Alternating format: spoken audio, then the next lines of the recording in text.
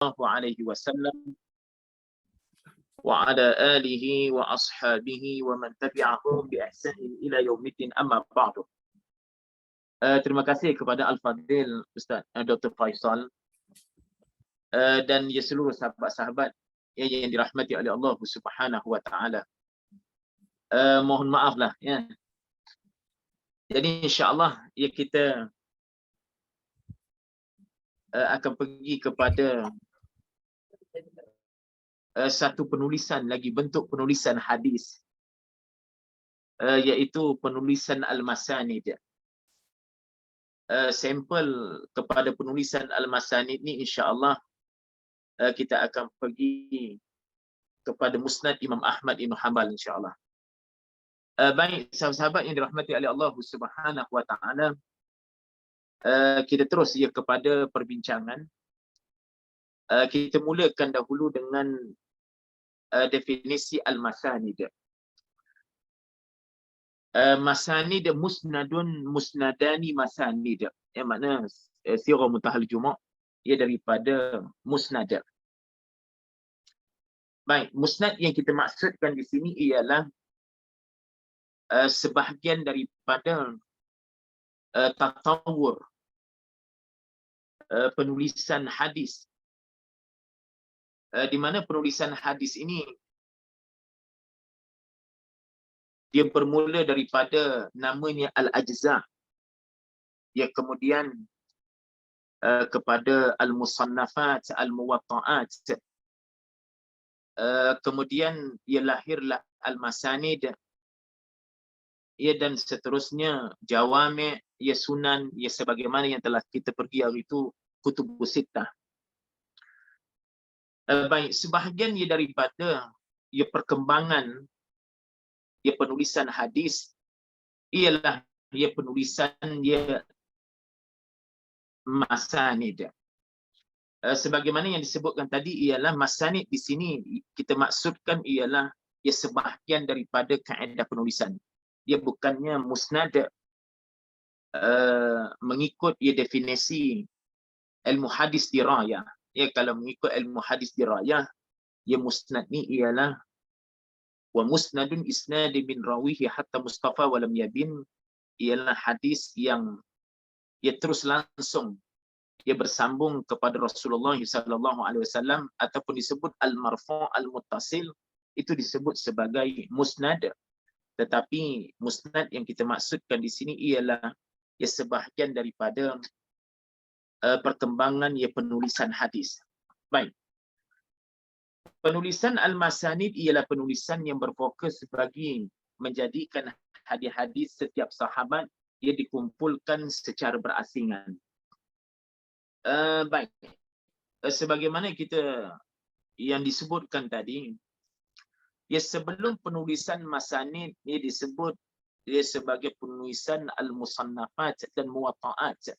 Ia penulisan yang Musannafat seperti Musannaf Ibnu Abi Syaibah yang ianya digabungkan sekali hadis dalam itu, ia fatwa sahabat dan fatwa tabi'in. Begitu juga dengan Al-Muwatta'at. Yang masyhur Muwatta'at ni ialah Muwatta' ya Imam Malik kita. Pun ia dihimpunkan bersekali hadis Rasulullah, ya, fatwa sahabat dan juga fatwa tabi'in. Tetapi bila sampai kepada peringkat masanid telah diasingkan. Ya, penulisan yang hanya mengumpulkan hadis-hadis Rasulullah sallallahu alaihi wasallam yang tidak ia disertakan ia sekali ia fatwa sahabat dan ia fatwa tabi'in. Maka itulah ya penulisan masanid, di mana ya masanid ini akan disusun hadis-hadis Rasulullah sallallahu alaihi wasallam yang mengikut ya sahabat ataupun rawil a'la. Ya, jika sekiranya hadis itu hadis yang marfu', rawil a'lanya ialah sahabat. Kalau hadis mursal, rawil a'lanya ialah dalam kalangan tabi'in. Ya, jadi disusun ya hadis berasaskan ya sahabat. Ya, kalau Abu Hurairah, hadis-hadis Abu Hurairah sahaja ya dimuatkan, ya, ia di bawah nama Abu Hurairah, dan begitulah seterusnya. Baik. Cara ini telah diamalkan oleh ramai dalam kalangan para ulama. Mereka akan menyebut ia sahabat, dan di bawah setiap nama sahabat akan disebutkan segala periwayatannya ia daripada Rasulullah sallallahu alaihi wasallam. Dan begitu juga akan disebut ia pendapat dan tafsiran ia sahabat berkenaan, ya, ia terhadap hadis itu. Tujuan penyusunan cara ini iaitu mengikut susunan para sahabat dan tabi'in. Ya, maksudnya kalau hadis itu marfu', maka rawil a'la ila sahabat. Ya, jika sekiranya hadis itu mursal, maka rawil a'lanya ialah tabi'in. Adalah untuk memudahkan hafalan. Itu kan menjadi maksud asal dia, ya, penulisan ini. Ya. Maka nama sahabat, nama tabi'in itu kalau dalam Al-Quran bimasabati asma'i suwar, ya. Manakan ya nama sahabat itu seperti nama surah. Manakan ya hadis-hadis Abu Hurairah, manakannya maka akan diletaklah di bawahnya keseluruhan ya hadis-hadis Abu Hurairah. Dan begitulah ya seterusnya, ya hadis Abu Bakar, hadis Umar, ya dan seterusnya. Baik, seterusnya sedikit lagi ya sebelum kita masuk ya Musnad Imam Ahmad. Ciri-ciri masanid. Masanid mempunyai beberapa ciri yang boleh diringkaskan sebagaimana berikut.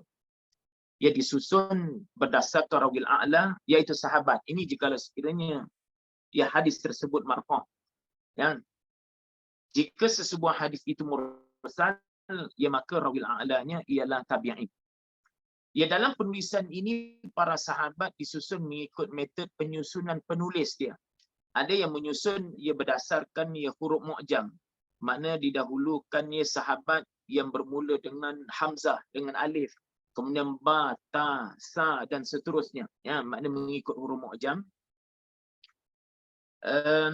Berikutnya ada yang menyusun mengikut ya senioriti masuk Islam.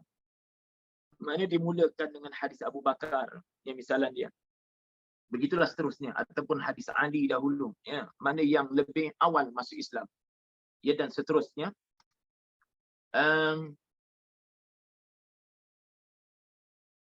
Dan seterusnya menyusun mengikut urutan kemuliaan nasab, dan ada yang menyusun mengikut qabilah. Ini akan kita akan sebut contoh di nanti di bawah. Hadis-hadisnya di bawah nama setiap sahabat tidak disusun dengan apa bentuk metod penyusunan. Maksudnya kan ya, kalau hadis Abu Bakar sahaja di bawah tu. Maksudnya dia tidaklah ya hadis Abu Bakar tu disusun pula dengan tema tertentu, tidak. Mana dia terus lambak saja. Ya, hadis Abu Bakar. Jadi kan penulisan masanid ni sukar ya untuk ya kita ya mendapatkan hadis secara tematik, ya secara maudhu'i. Ini berbeza dahulu macam Kutubus Sittah. Ya, dia disusun ia berasaskan tema. Ya, yang hadis wudu ia di bawah tu semua hadis-hadis wudu. Yang ini sahabat ia bawah tu hadis-hadis sahabat berkenaan sahaja. Ya. Kalau hadis solat ke, tak kira lah. Ya, hadis wudu ke, hadis kisah, hadis tafsir ke. Janji mana rawil a'la dia sahabat berkenaan. Kemudian seterusnya, hadis-hadis di bawah nama setiap sahabat tidak disusun dengan apa bentuk metod penyusunan. Ini disebabkan matlamat penulisan masanid adalah untuk memudahkan hafalan. Maknanya itu, ya zaman itulah, ya. Kerana ini penulisan masanid ni awal kurun yang kedua sehingga pertengahan dia kurun kedua. Ya, penulisan masanid. Kemudian yang seterusnya yang keempat, hadis-hadis yang terdapat dalam masanid berbeza dari aspek martabat. Ya. Ini kerana penulis-penulis masanid ia tidak mensyaratkan martabat yang tertentu dalam penulisan mereka. Sebab itu dalam masanid ya terdapat yang sahih, yang hasan, yang dhaif. Ya. Malah ia ada juga yang maudhu'. Ya. Baik, tujuan penulisan masanid bukanlah untuk mengumpulkan keseluruhan perawi-perawi. Namun begitu, ada sebahagian daripadanya yang menghimpunkan bilangan yang besar perawi-perawi daripada kalangan sahabat, dan ada pula sebahagian daripadanya yang menghimpunkan perawi-perawi dari kalangan sahabat yang mempunyai persamaan pada sifat. Ini kan di sana berbagai bentuk metod ulama hadis di dalam mengumpulkan sahabat itu. Tapi yang pentingnya dia berasaskan rawil a'la. Antara contohnya di sini, misalnya ada musnad al-muqillin, makna sahabat-sahabat yang sedikit meriwayatkan hadis. Ada musnad asy'ara al-mubasysyirin, musnad asyara 10 sahabat yang dijanjikan dengan syurga. Dan ada juga yang menghimpunkan musnad untuk seorang sahabat saja, seperti musnad Abi Bakar. Baik, sebelum tu kan saya nak sebut juga, ini apa yang saya tulis ini adalah ringkasan daripada penulisan guru kami, Al-Ustaz Dr. Abdul Muhdi Abdul Qadir Abdul Hadi. Ini saya hanya bertaklid saja ni dalam menghidangkan pembentangan pada malam ini. Baik, ini bentuk penulisannya, antara bentuk penulisan masanid. Penulisan masanid amat banyak. Ini kerana penulisan cara ini adalah menjadi metod ulama awal kurun kedua. Awal kurun kedua sehingga pertengahan kurun kedua, inilah bentuk penulisan, kerana tadilah tujuan utama penulisan masanid ialah untuk memudahkan menghafal. Jadi dilonggok. Hadis Abu Hurairah, hafal habis hadis Abu Hurairah. Macam surah Al-Baqarah. Habis Al-Baqarah, masuk Ali Imran. Begitulah. Maksudnya kan nama sahabat itu seperti nama surah di dalam Al-Quran. Baik.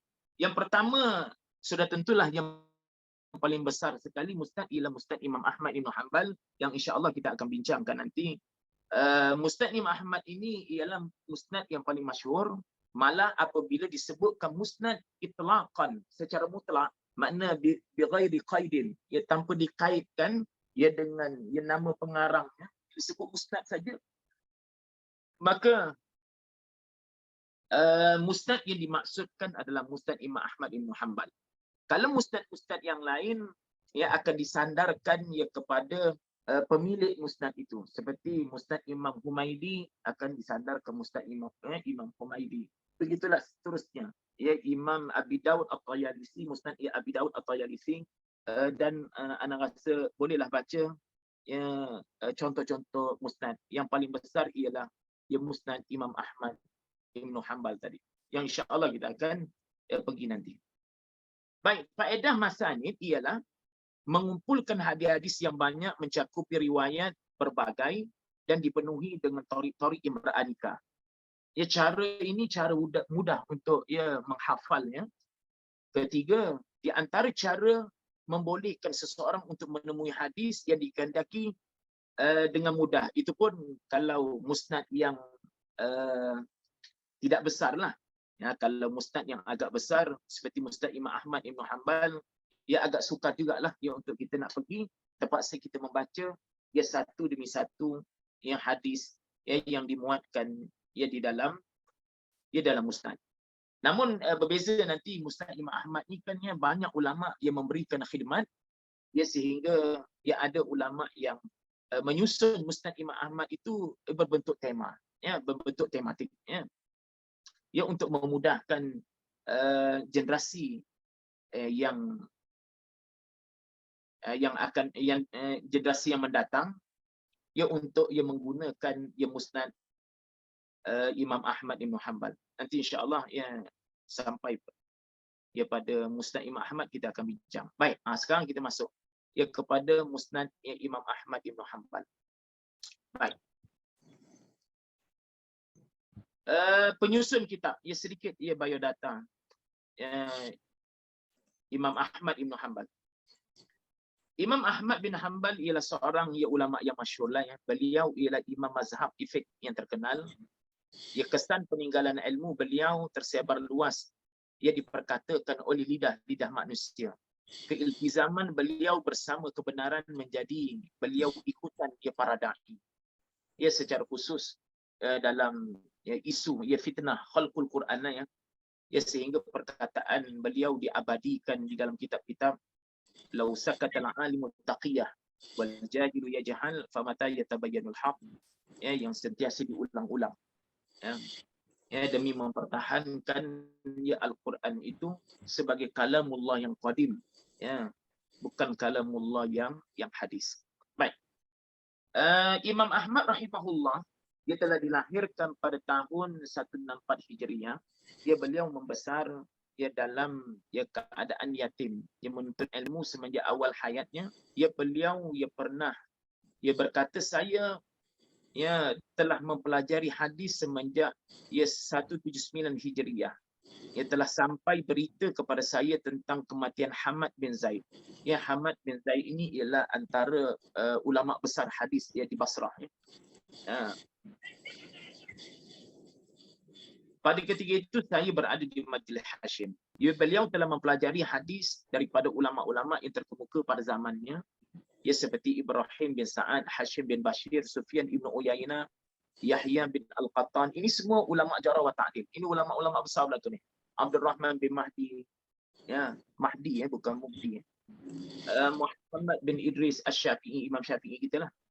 Abdul Razak As-San'ani, ini musannaf lah, pengarang musannaf Ibn Abdul Razak. Telah berguru kepada beliau ramai dari kalangan ulama. Sebahagian daripada mereka itu adalah guru-gurunya sendiri. Seperti Imam Syafi'i pun mengadap beliau juga. Itu biasalah. Ulama-ulama dahulu saling tabadul ilmi ini berlaku. Ibnu Mahdi, Abdul Razak itu guru beliau. Sebahagian yang lain ialah seperti Imam Bukhari. Imam Bukhari adalah guru kepada murid beliau. Murid Imam Ahmad, Imam Muslim. Kan ini semua datang kemudian lah. Bukhari, Muslim ini datang kemudian. Abu Dawud, Ali bin Al-Madini, Yahya bin Ma'in, ini semua ulama jarah wa ta'dil. Duhaim, Abu Zar'ah Ar-Razi, Abu Hatim Ar-Razi, Abu Zar'ah Ad-Dimashqi, Baqi bin Mikhlad, Abdullah bin Muhammad Al-Baghawi dan lain-lain. Adapun Abu Daud dan Nasa'i, Tirmizi, ini tak sempat berguru. Yang inilah mana Sunan ataupun kita sebut sebagai Ashabul Kutubil Arba'ah. Abu Daud, Nasa'i, Tirmizi dan Ibnu Majah, Ashabul Kutub Arba'ah ni tak sempat bertemu dengan beliau. Makna melalui perantaraan perawi yang lain pula. Beliau rahimahullah ta'ala wafat pada hari Jumaat 12 Rabiul Akhir 241 Hijriah. Baik. Ini pujian ulama untuk melihat keotoritian beliau. Beliau ialah ulama yang berautoriti, ulama mazhab. Abu Za'ad Abdullah, mana anak beliau bernama Abdullah, telah berkata, Abu Za'ah kepadaku, sesungguhnya bapa kamu telah menghafal ribuan hadis. Lalu telah ditanya kepada beliau, siapakah yang memberitahu awak? Lalu beliau menjawab, penyaksian terhadap ingatannya. Kemudian begitu juga Ibrahim Al-Harbi. Imam Syafi'i sendiri, dia berkata, saya keluar daripada Baghdad, tiada seorang pun yang saya tinggalkan, orang yang paling afdal, alim dan faqih, daripada Imam Ahmad Ibn Hanbal. Jadi sebab itu Musnad Imam Ahmad ini diberikan khidmat oleh para ulama yang datang selepas. Kerana ketokohan dan keilmuan beliau dari sudut riwayat dan dirayah. Mana dari sudutnya fiqhnya, faqihnya, dan beliau juga adalah seorang al-hafiz, muhaddis. Baik. Ali Al-Madini berkata, sesungguhnya Allah memperkuatkan agama ini. Ali Al-Madini ialah sebahagian daripada ulama besar jarah wa ta'dil. Memperkuatkan agama ini dengan Abu Bakar pada hari Riddah, dan Ahmad Ibn Hanbal pada hari Mehna tu, Mehna Khalqil Quran tu yang dimaksudkan. Baik, pengenalan kitab. Kita pergi kepada pengenalan kitab. Imam Ahmad Ibn Hanbal telah menyusun musnad bagi tujuan ia mempermudahkan hafalan. Kan itulah ya masa itu ya. Kerana masa itu kan ulama-ulama ramai ya. Jadi kan ilmu ni terjaga ya. Kemudian masa itu ya orang sibuk menghafal hadis ya. Ya, beliau telah berusaha mengumpulkan sebanyak mungkin hadis-hadis Rasulullah SAW. Ada ulama mengatakan hadis-hadis yang terdapat di dalam musnad yang mencapai 33,000 dia buah hadis, dan ada pula yang mengatakan 40,000 itu beserta berlaku pengulangan ya. Beserta perkataan asar pun ia turut dimuatkan juga ya, tetapi asal kitab adalah mengumpulkan hadis-hadis Rasulullah sallallahu alaihi wasallam. Baik, sesungguhnya beliau telah menjelaskan bahawa kitab musnad adalah tapisan daripada 750,000 buah hadis. Baik, tujuan Imam Ahmad dalam menyusun kitab musnad ialah untuk mengumpulkan usul sunnah ya, supaya ia mencakupi keseluruhan sunnah, sama ada yang berkaitan dengan akidah, suruhan, ya, larangan, adab dan semua yang berkaitan dengan agama. Oleh itu beliau pernah berkata, saya berhasrat untuk menjadikan kitab ini, makna musnad ini sebagai imam. Ya, apabila umat manusia berselisih pendapat berhubung dengan sunnah Rasulullah SAW, maka hendaklah mereka merujuk kepadanya. Jadi ikannya besar, ya sangat besar. Ya.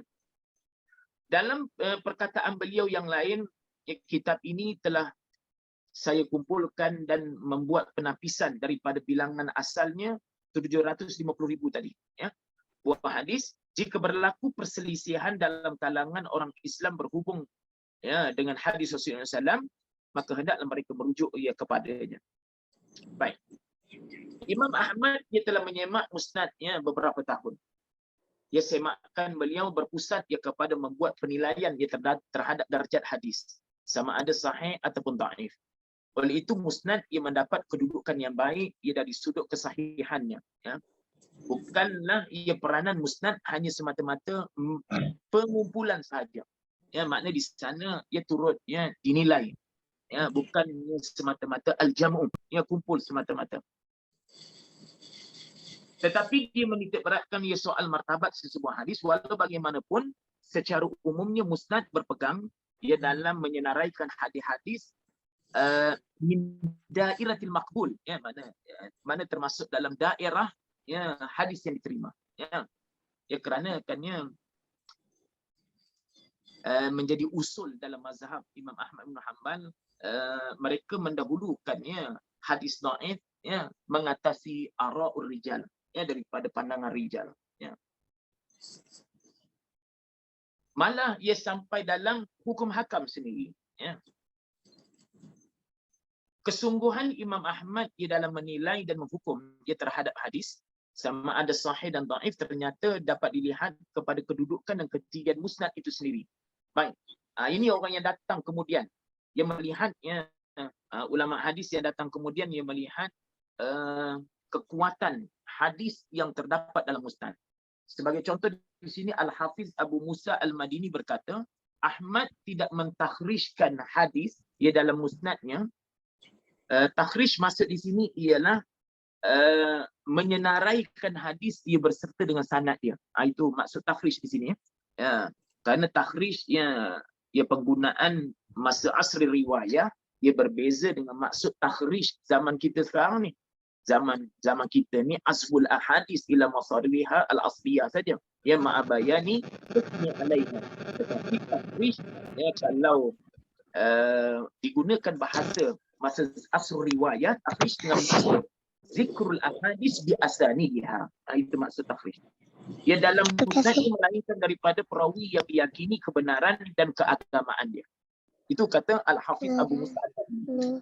Kemudian Syekh Abu Zahbu, ini dalam tesis dia, tesis PhD di Universiti Al-Azhar.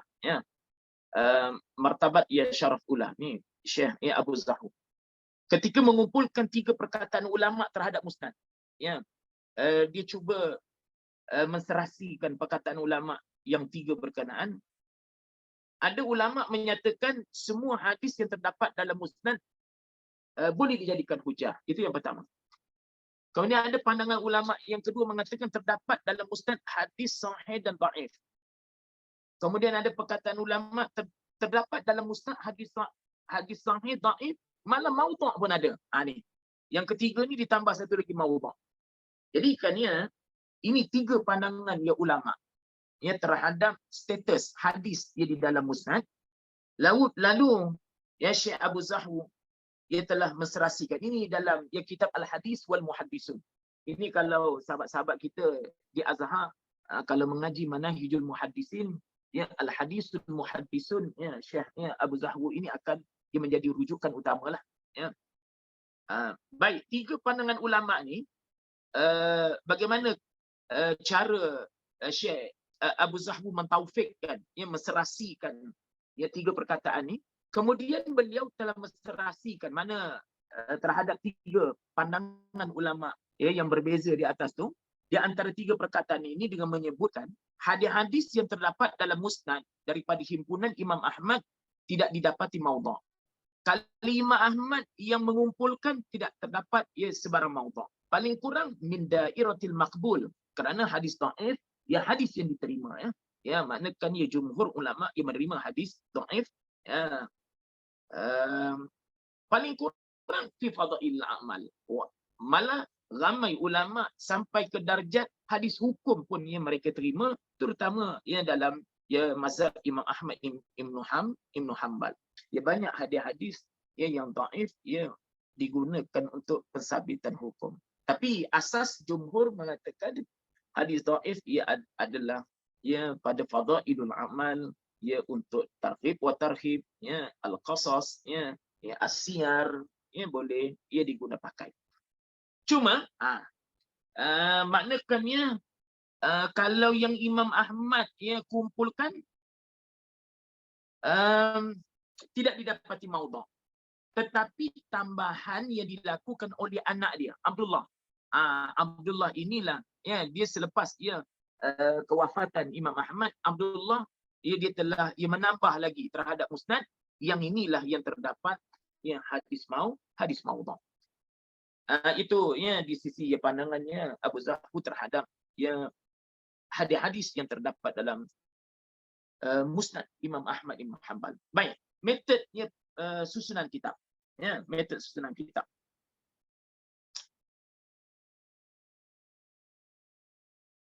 Imam Ahmad telah menyusun musnadnya mengikut hajat dan keperluan zamannya.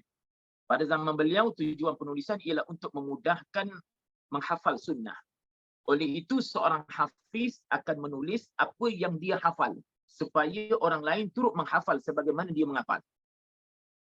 Tidak ragu lagi, apabila penulisan itu bagi tujuan untuk hafalan, maka sebaik-baik cara ialah menyusun penulisan mengikut urutan sahabat. Jadi kan nama sahabat tadi bimasabati ismi surah.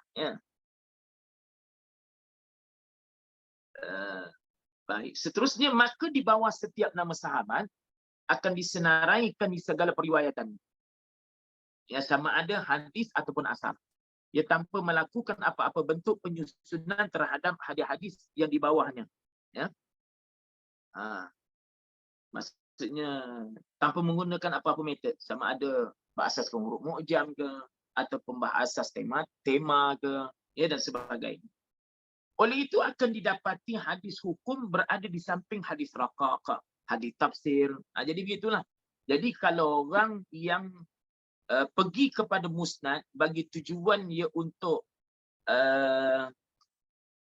untuk menulis satu-satu maudhu' secara tematik, maka sukar untuk menggunakan musnad. Amat sukarlah. Kalau nak tematik, pergi kepada jawami' ataupun pergi kepada kutubus sittah. Kutubus sittah mana disusun berasaskan tema. Berasaskan tajuk. Baik, ada pun nama-nama sahabat, ini dalam musnad. Ia tidak disusun berasaskan huruf mu'jam. Mana alif, ba, ta, tak disusun begitu. Tetapi ia disusun berasaskan susunan berikut. Pertama, 10 sahabat yang dijanjikan dengan syurga. Dimulakan dahulu dengan Sayyidina Abu Bakar, hadis-hadis Sayyidina Abu Bakar, kemudian hadis-hadis Sayyidina Umar, kemudian hadis-hadis Sayyidina Utsman, hadis-hadis Sayyidina Ali, sehinggalah 10 sahabat yang dijanji dengan syurga, ya Talha dan seterusnya, ya. Kedua, menyebutkan 4 orang sahabat yang tidak dinyatakan, ya, sebab disenaraikan. Sebenarnya metod sebenarnya memang adalah kan ya komentar ya terhadap metod. Ya, metod agaknya tak berapa ghairu munazzam, ya, tetapi kan ya yang penting ya, itu tak penting sebenarnya. Itu ialah peranan orang yang datang selepas, ya. Nanti akan sedikit ulasan nanti. Ketiga, musnad ahli bait. Kemudian hadis-hadis ahli bait saja. Keempat, kemudian sahabat-sahabat yang masyhur. Kemudian sahabat yang al-Makkiyin, ya, yang menetap di Makkah. Kemudian sahabat-sahabat yang Syamiyin. Ya, kemudian sahabat-sahabat Kufiyin, Basriyin. Begitu. Ansar. Kemudian di kalangan sahabiyat, ya, nisa. Ya. Dan ke-11, di pertengahan musnad Isa disebutkan musnad Qabail dan sebahagian daripada hadis Abu Darda. Begitulah. Ya, ini berasaskan apa analisa yang dilakukan oleh Syekh Mudi. Ya, Syekh Abdul Muhdi Abdul Qadir Abdul Hadi, guru kami. Ya. Alhamdulillah, ya, 4 tahun mengaji dengan Syekh Abdul Muhdi. Memperturunkan ilmu Syekh Mudi saja, taklid saja. Baik. Kemudian susunan sebegini rupa menyukarkan dia untuk menemui sahabat. Memanglah, ya. Sama ada dalam kalangan lelaki ataupun wanita. Oleh itu, dia memerlukan kepada dalil panduan, ya, bagi memudahkan dia untuk menemui sesuatu yang dikehendaki daripada kitab ini. Baik, kesukaran semakin bertambah, ada kalanya beliau menyenaraikan hadis-hadis seseorang sahabat secara berselera akal, melebihi daripada satu tempat. Ya, kadang kan dia letak di tempat yang berbeza. Lebih menyukarkan lagi daripada ini ialah ada kalanya beliau menyenaraikan hadis-hadis bagi seseorang sahabat di dalam musnad sahabat yang lain pula. Dia berlaku sebegitu rupa. Sebab tadi kan, ya, sebab disebutkan juga oleh Syekh Mudi, beliau hampir nak meninggal, lagi sehari dua nak meninggal pun beliau melakukan lagi penilaian hadis. Ya. Mana diwasiatkan kepada anak dia Abdullah, ya, keluarkan hadis ini, masukkan hadis ini, keluarkan hadis ini, masukkan hadis ini. Jadi sebab itu kan, ya, selepas dari itu ulama ya banyak yang melakukan khidmat, ya, terhadap, nanti kita akan lihat nanti ya khidmat yang dilakukan oleh ulama ya terhadap musnad. Baik. Walau bagaimanapun di sini Syekh Mudi sebut Imam Ahmad tidaklah seharusnya ia dikritik terhadap caranya ini. Ini kerana kesibukan beliau dalam membuat penapisan terhadap hadis-hadis yang terdapat dalam musnad beliau ini, sehingga beliau terabai untuk melakukan penyusunan terhadap musnad beliau sebagaimana sepatutnya. Sebab itu Al-Hafiz Az-Zahabi ia terkenallah dengan Siyarul A'lamin Nubala, kan, ya. Beliau berkata ketika mana menyatakan biodata Abdullah bin Imam Ahmad, biodata anak dia. Apa kata Al-Hafiz Zahabi? Jika sekiranya beliau, mana Abdullah, memperkemas dan mempermudahkan susunan musnad, nescaya beliau akan dapat menghasilkan sebuah karya hadis peninggalan bapa dia lah yang mencapai objektifnya. Mudah-mudahan Allah Ta'ala mengutuskannya seorang yang dapat memberikan khidmat terhadapnya. Malah bukan seorang, malah ramai lagi ulama bagi khidmat nanti. Ya, ia meletakkan bab pula, membincangkan rijal-rijalnya, ya, dan menyusun atur ia dengan penyusunan yang baik. Ini kerana musnad mengandungi hadis-hadis yang banyak, ia lagi sabit. Ya, kerana dia datang daripada dia seorang ulama yang berautoriti, dia ulama mazhab. Sebab itu antara khidmat juga kan, ya, di sini Syekh Albani pun ada buat juga fihris, ya, terhadap, ya, musnad ini. Ya, beliau telah menyusun nama-nama sahabat ini berasaskan huruf mu'jam. Disusun berasaskan huruf mu'jam. Ya, ini antara khidmat yang dilakukan oleh Imam Albani. Baik. Secara khususnya khidmat ulama atau disebutkan di bawah tu sikit. Yang pertama, Syekh Ahmad Abdul Rahman Al-Banna As-Sa'ati, dia telah menyusun musnad Imam Ahmad berasaskan tajuk. Ini berasaskan tema, ya, tematik. Ya. Diberi nama Al-Fathur Rabbani Bitartibil Musnad Ahmad Ibn Hanbal. Ini dicetak, ya, boleh, ya, kita pergi Pustakaan Negara pun ada, ya, ni. Pustakaan USAS pun ada ni. Kemudian beliau telah mentakhrij hadis-hadis musnad dan mensyarah gharibnya, mana lafaz-lafaznya yang perlu disyarah. Dalam kitab Bulughul Amani min Asrari Fathir Rabbani. Kitab ini telah disempurnakan oleh Syekh Muhammad Abdul Wahab ya Al-Buhairi. Kedua-dua kitab ini telah dicetak ya sebanyak 24 jilid. Kitab ini boleh ya dikategorikan dalam kategori takhrij berasaskan tajuk hadis. Makna maudhu'ul hadis, tematik, berasaskan tema. Makna disusun ia berasaskan tema solat, ya, zakat dan seterusnya, siar, ya, jihad dan sebagainya. Jadi ia mudah ya untuk bagi mereka yang ingin menulis tema-tema yang tertentu, ia boleh sahaja ia merujuk ia kepada Al-Fathur Rabbani, ia bertertib Musnad Imam Ahmad Ibn Hanbal ini. Kemudian ya yang kedua, Syekh Ahmad ya Syakir telah mentahqiq ya sebahagian ya dari Musnad. Beliau turut membincangkan dari aspek sahih dan dhaif hadis yang terdapat dalam Musnad, ya. Dan juga beliau telah melakukan fihris ya terhadap hadis-hadis, tetapi beliau tidak sempat menyempurnakan. Kemudian datang ya Abu Hajar Muhammad ya Sa'id Al-Basyuni. Dia ni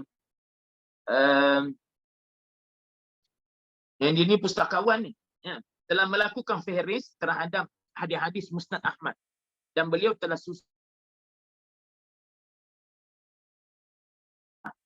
ya fihris ini telah diterbitkan oleh Dar Al-Kutub Al-Ilmiyah yang dicetak. Ya Hamdi Abdul Majid As-Salafi telah melakukan ya fihris berasaskan huruf mu'jam juga, ya. Dan ini ya sebahagian ya ulama yang telah memberikan khidmat ya terhadap Musnad Imam Ahmad Ibn Hanbal. Baik, ya sedikit ya kesimpulannya sebelum kita akhiri. Ya, al-masanid adalah sebahagian daripada bentuk pengumpulan dan penulisan hadis, ya. Itu masanid, ya. Hadis-hadis di dalamnya disusun berasaskan rawil a'la, ya. Tapi rawil a'la tu berbagai cara, ya, mengikut ya ulama ya yang menyusun rawil a'la tu. Ada yang berasaskan al-mukillin tadi, ya, dan yang berasaskan qabail dan seterusnya. Musnad Imam Ahmad bin Hanbal adalah penulisan di masanid yang terbesar. Ia ditulis ya dan disusun mengikut keperluan zamannya. Musnad ya, mana Musnad Imam Ahmad ini disusun ya oleh seorang ulama mazhab yang berautoriti dan ia mengandungi jumlah hadis yang besar. Oleh itu Musnad telah mendapat kedudukan yang tinggi di sisi ulama dan mereka telah memberikan pelbagai bentuk khidmat ya terhadapnya. Jadi sahabat-sahabat yang dirahmati oleh Allah Subhanahu wa taala, jadi itulah ya kadar ya yang mampu diberikan. Bolehlah ya mana berasaskan ya pembentangan umum itu kita selongkarlah ya kitab Musnad Imam Ahmad Ibn Hanbal. Jadi mohon maaf ya atas ya kekurangan. Jadi ana serahkan kembali ya kepada Al-Fadil Dr. Faisal. Wallahu a'lam.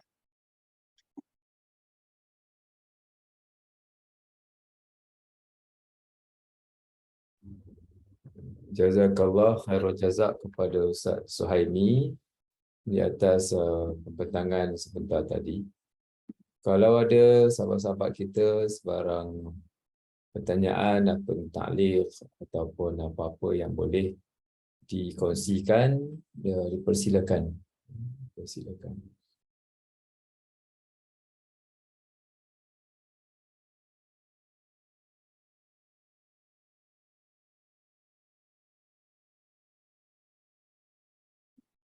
Silakan kalau siapa-siapa yang nak bertanya ataupun nak berkongsi. Berkongsi. Tadi Tak payah tanya anda tak boleh nak jawab. tadi yang ada nampak apa nama ni, dia tulis Wan Zahidi. Kalau anda perasan Wan Zahidi ni seorang aja kot yang ada nama Wan Zahidi ni. Datuk Mufti. Tapi nampak dah sekarang dah tak ada dah. Tadi ada nampak dia tadi. Tapi tak tahulah dia ataupun nama orang lain tu nak tak pastilah.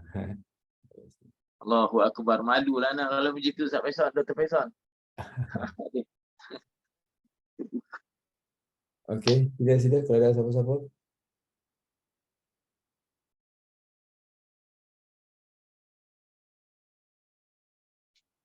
Ana nak tanya, nak tak pandai. Buat hadis ni nak tak pandai.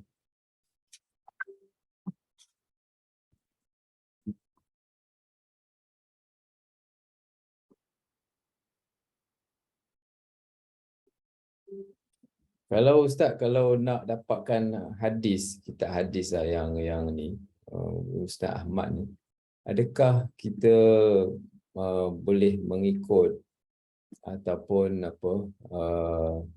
kita pegang kepada yang telah pun dinihakan tadi, yang telah disusun semula oleh siapa, Fathur Rabbani tadi, yang mungkin Syekh As-Sa'di Al-Banna.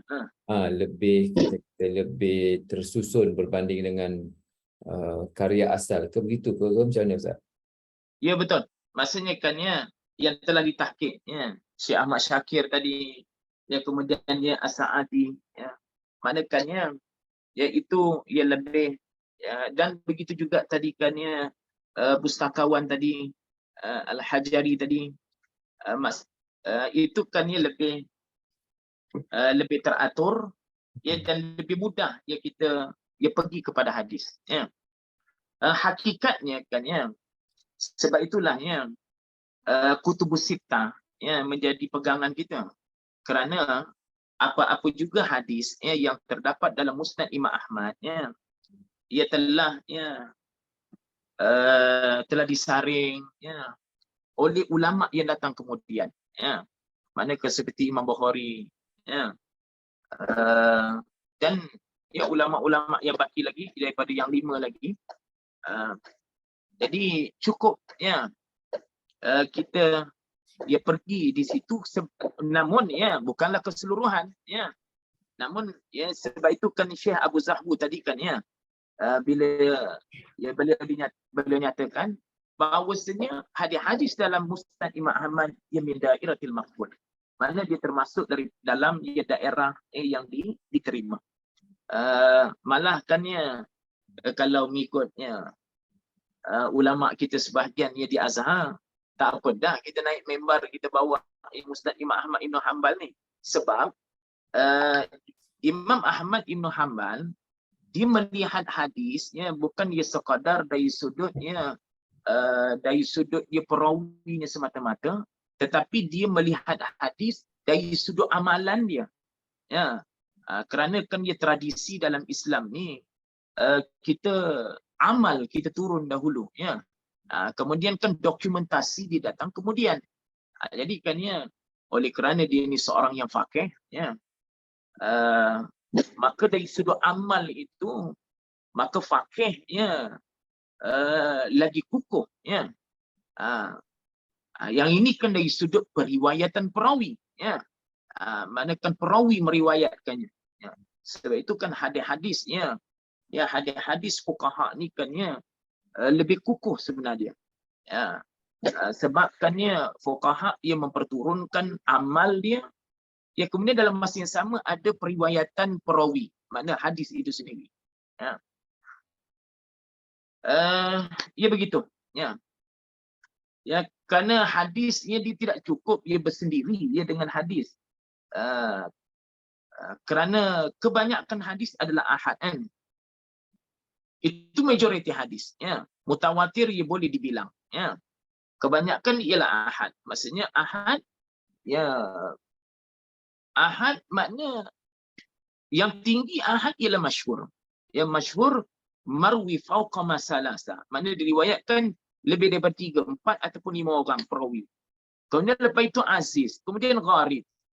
Kemudian dinilai berasaskan dari penilaian sahih, hasan ataupun dhaif. Diterima ataupun ditolak. Tetapi kan fuqaha dia memperturunkan amal. Kemudian kan muhaddis memperturunkan akan dokumentasi dia.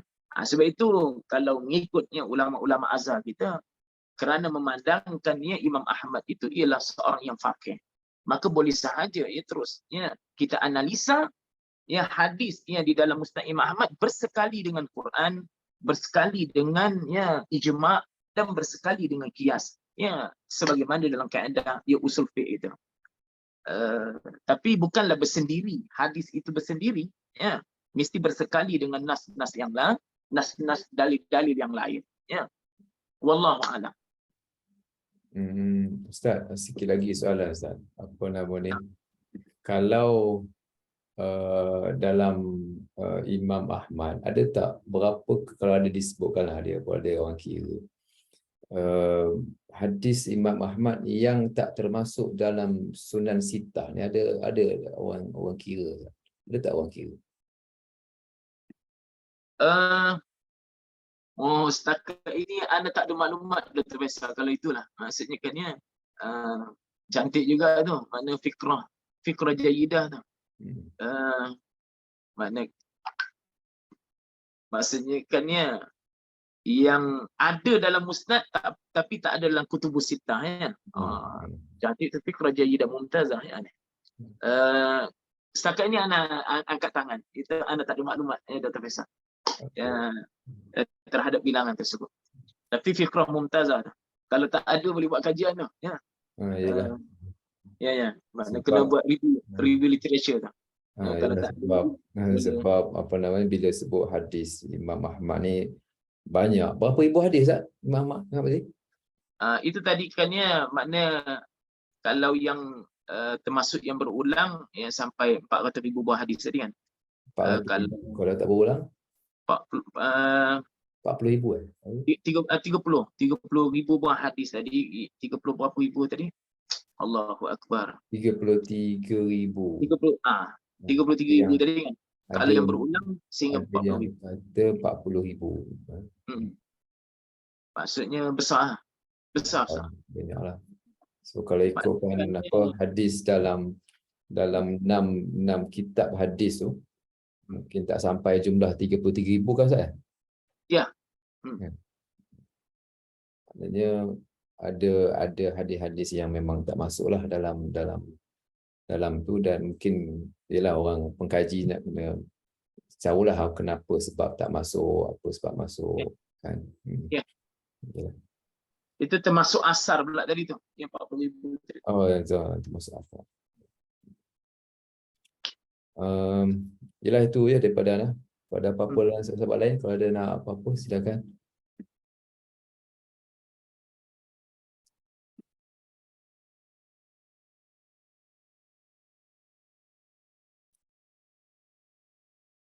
Sebab Imam Ahmad ni antara orang yang awal kan, dia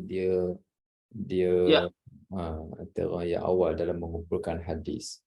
Dia meninggal pada tahun 241. 241.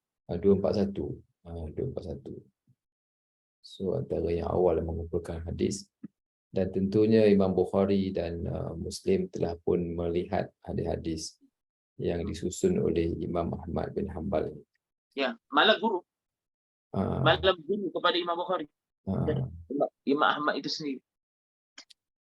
Tapi pada masa itu kan Ustaz, dia punya proses penulisan dalam buku, dalam kitab mungkin tak macam kita kot Ustaz.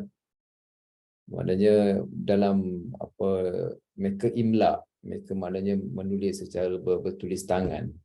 So koleksi tulisan asal tu mungkin tak sama macam, taklah seperti mana kita berkitab berbuku tu, mungkin juga menjadi asbab kenapa penyusunan itu tak berlaku secara lebih tersusun. Kita komen gini-gini kan sebab di masa itulah kan. Ya, sungguh. Betul. Okey, saya tak ada apa kot, sahabat-sahabat tak ada apa-apa. Nah, saya itu je kot. Jazakallah khairan jazak kepada Ustaz Suhaimi. Afwan. Ya, mohon maaf ya atas kekurangan. Anak online ni anak angkat tangan juga. Minta maaf lah Dr. Faisal. Ya. Okey, insya-Allah. InsyaAllah sahabat-sahabat lain kita jumpa lagi dalam sesi yang lain pada 31 bulan dengan kita cerita pula tentang kitab Muwatta Imam Malik dengan Dr. siapa nama ni? Anak Ustaz Abu Bakar Cik. Jazakallah khairan jazak. Assalamualaikum warahmatullahi wabarakatuh. Assalamualaikum warahmatullahi wabarakatuh. Okay, kita jumpa lagi semua. Assalamualaikum.